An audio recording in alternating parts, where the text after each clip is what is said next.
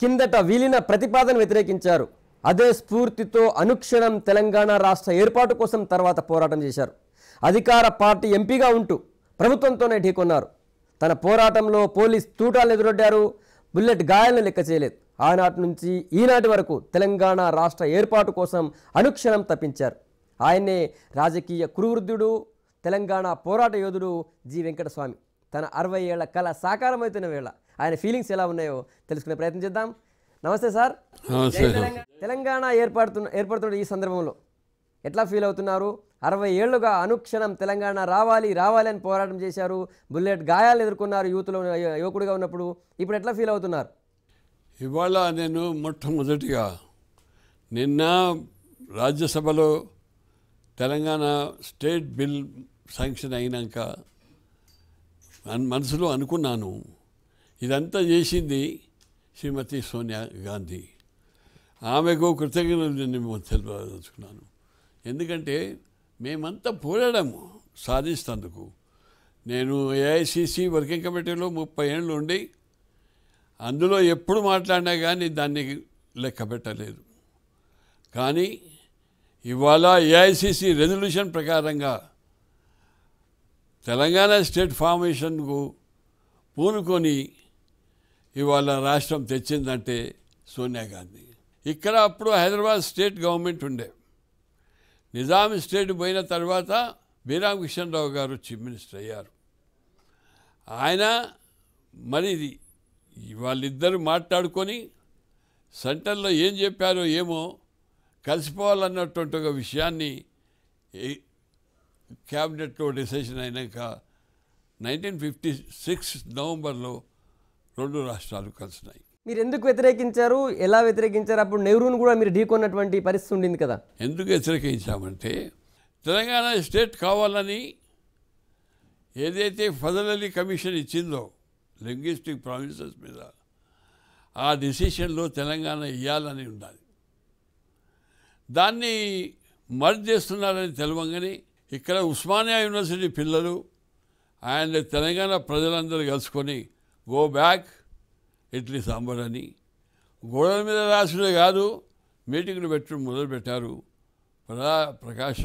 పట్టాభిజీ కోటిలో meeting చేస్తుంటే బీరామ్ కిషన్ రావు గారి కార్యకాలు, అప్పుడు చీఫ్ మినిస్టర్ ఆయన, కార్యకాలు పెట్టారు.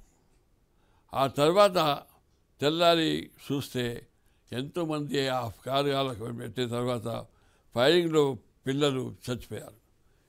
ఉస్మానియా హాస్పిటల్లో చూసేది ఉండే ఆ రోజు 50,000 మంది వచ్చారు.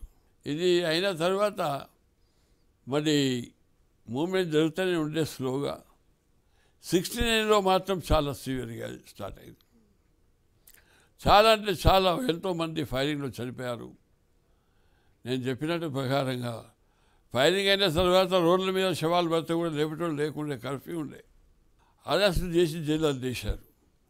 జైలు చేస్తే ముషిరాబాద్ జైల్లో గుండాలను ఎవరైతే డాకా చేసిన వాళ్ళు సజాయాలు ఉన్నారో బ్రహ్మారెడ్డి గారు వాళ్ళకు పైసలు ఇచ్చి ఏదైతే అరెస్ట్ అయిన పిల్లలు తెలంగాణ కొరకు వాళ్ళ పురుషాల మీద పొడుచులు మొదలుపెట్టారు. పోయి అప్పుడు గేటిప్పించి ఆ పిల్లలకి ఎంతమంది ఇట్లా జరిగిందో అందరికీ హాస్పిటల్ పంపి అందరికీ ఇటువైపుగా ఫైరింగ్ అయింది.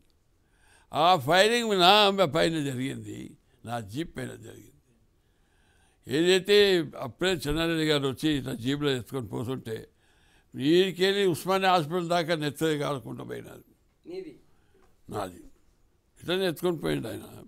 మొత్తం ఈ పోరాటం మొత్తంలో అటు తొలి తెలంగాణ ఉద్యమం కావచ్చు, మళ్ళీ తెలంగాణ ఉద్యమం కావచ్చు, తెలంగాణ విద్యార్థులు కావచ్చు, యోధులు తమకు తాము బలిదానం చేసుకున్నారు, అహింసాయుతంగానే పోరాడినారు. దీని ఎట్లా మీరు చిత్రీకరిస్తే ఎట్లా చెప్తారు? ఇది ఏమైందంటే 69 తర్వాత చాలా పెద్ద విప్లవం అది. తెలంగాణ కొరకు ఫౌండేషన్ ఫైరింగ్లో బలిదానం ఇచ్చడం వేరే, సొంతగా ప్రాణ బలిదానం ఇచ్చడం వేరే. ఓకే, మీ కళ నెరవేరింది, తెలంగాణ రాష్ట్ర ఏర్పాటు జరిగింది. భవిష్యత్ తెలంగాణ ఎట్లా ఉండాలనుకుంటున్నారు? ఊరిలో గ్రామంలో మాకు తెలంగాణ అవసరము, మా దరిద్రం పోవాలంటే తెలంగాణ మాకు కావాలి, మా పిల్లలకు ఉద్యోగాలు కావాలంటే తెలంగాణ కావాలి, ఏదైతే భవిష్యత్తు వాళ్ళ తెలంగాణ మీద ఏదైతే భవిష్యత్తు ఉన్నదో అది ఇవన్నిటికీ సంబంధం ఉంది. ఈ క్రెడిట్ ఎవరికి పోతుంది? తెలంగాణ ఏర్పాటు క్రెడిట్ ఎవరికి పోతుంది? 12 ఏళ్ల ముందు టీఆర్ఎస్ అని పేరు పెట్టుకొని దాని మూమెంట్ను సాగించారు. అన్నీ సాధించిన తర్వాత తెలంగాణ వచ్చిందంటే కాంగ్రెస్కే పోతుంది ఏదైతే తెలంగాణ చేసిందని, ప్రత్యేకంగా సోనియా గాంధీ పట్టుబట్టిందని, ఆమెకే పోతుంది తెలంగాణ ఇచ్చిందని. అందుకే నేను ఆమెకు ధన్యవాదాలు చెప్తున్నాను. Thank you sir. ఇవి తెలంగాణ పోరాట యోధుడు, రాజకీయ కురువృద్ధుడు జి వెంకటస్వామి యొక్క ఆనంద క్షణాలు మనతో పంచుకున్నటువంటివి. ముఖ్యంగా 60 ఏళ్లుగా పోరాట పటిమను, పోరాట స్ఫూర్తిని కొనసాగించిన తెలంగాణ ప్రజలకు కూడా ఈ తెలంగాణ ఏర్పాటు క్రెడిట్ దక్కుతుందని చెప్పి ఆయన అభిప్రాయపడుతున్నారు.